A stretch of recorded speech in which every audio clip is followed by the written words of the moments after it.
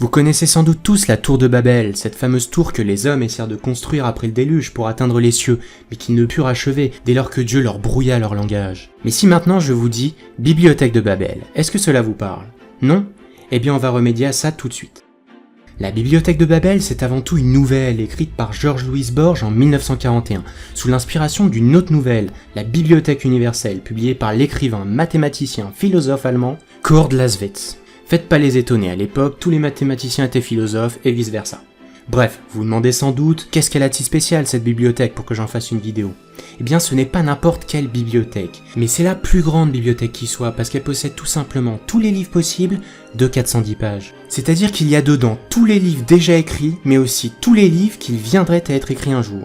Si demain, votre âme de romancier vous poussait à écrire un nouveau roman, eh ben ce serait, quoi qu'il arrive, du plagiat, vu que ce roman est déjà disponible dans cette bibliothèque. Alors je vous sens perplexe. Évidemment, cette bibliothèque n'existe pas vraiment, et pour cause. Pour recenser tous les livres de 410 pages possibles, il faudrait trouver de quoi stocker pas moins de 29 puissance 1 312 000 livres. Et je n'ai juste aucun moyen de vous représenter ce nombre, mais imaginez juste un 1 avec 1 million de zéros derrière. En gros, si je voulais écrire ce nombre sur une feuille, il me faudrait pas moins de 3,5 km de papier.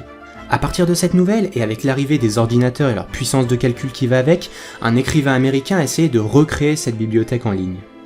Mais malheureusement, même en ligne, cela reste impossible de recenser tous les livres, car il faudrait un espace mémoire énorme pour tous les stocker. Mais il y a une astuce. En effet, la bibliothèque en ligne a généré toutes les combinaisons de pages possibles et imaginables et les a gardées en mémoire. Et chacune de ces pages est placée dans un livre, ce qui représente quand même pas moins de 10 puissance 4677 livres, c'est-à-dire un 1 avec 4677 zéros derrière. C'est déjà énorme, mais c'est bien loin des 29 puissance 1 312 000 livres possibles. Une bibliothèque digne de ce nom se doit d'avoir un système de tri à la hauteur. En fait, la bibliothèque est composée d'une multitude d'hexagones, chaque hexagone possédant 6 murs, et 4 des 6 murs possédant une étagère de 5 étages avec 32 livres par étage. Donc pour trouver une page d'un livre, il faut d'abord trouver le bon hexagone, puis ensuite la bonne étagère, puis le bon livre, et pour finir, la bonne page. Il y a aussi un moteur de recherche qui permet de trouver une page précise qui contient un texte précis.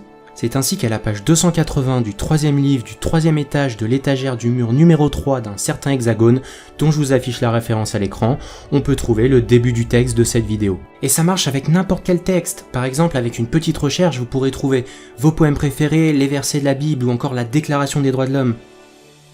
Une telle bibliothèque amène certaines questions à se poser. En effet, tout ce qu'il est possible d'écrire est déjà écrit quelque part, et on ne parle pas seulement d'une seule langue, mais bel et bien de tous les textes possibles dans toutes les langues possibles et imaginables. En fait, il ne resterait plus qu'à trier toutes ces pages pour trouver les perles rares. Et avec l'avènement des intelligences artificielles aujourd'hui, on peut clairement se poser des questions sur l'avenir de l'humanité en termes de création.